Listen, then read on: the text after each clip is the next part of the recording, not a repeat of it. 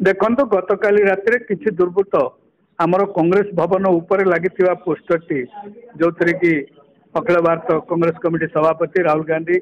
राज्य सभापति और जिला सभापति फोटो लगी संपूर्ण भाव में चिरिकी नष्ट कर तेणु आज आम आपण मानक डाकिकार कारण या विरुद्ध में आम पुलिस स्टेशन रिपोर्ट करुँ ब्रह्मपुर टाउन थाना कांग्रेस भवन टा जेहेतु टाउन थाना अंतर्गत से गोटे रिपोर्ट करुँ एवं आउ जड़े कांग्रेस नेता जार की पोस्टर लगी रश्मि पट्टनायक तांकर 3टी एरिया रे थिला बड़ बजार टाउन एवं बीएनपुर थाना से युव कांग्रेस सभापति विकास नायक रिपोर्ट कर टोटाल 4टी रिपोर्ट करा कारण आगामी 2024 जो निर्वाचन आसूची ए निर्वाचन अबाध एवं निरपेक्ष निर्वाचन हवा दरकार जदि दुर्बृत्त माने वर्तमान ठार गोटे जातीय दलर ऑफिस ऊपर छिड़े माने भित ऊपर चढ़ी जो प्रकार हीन कार्य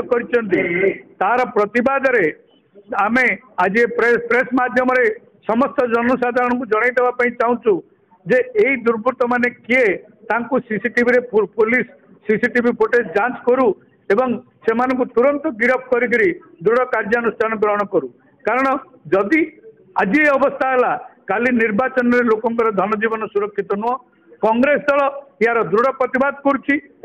आगामी दिन में गुंडाराज एवं ये जो प्रकार धमक चमक चली या विरुद्ध में स्वर उत्तोलन करूँ लोक सचेतन करूँ शुणु जेहेतु कांग्रेस दल भारत वर्ष आगुआ बढ़ी चली साधारण कथा आम निश्चित भाव विरोधी दल मान भावु जदि भी कांग्रेस दल किसी कर्मी था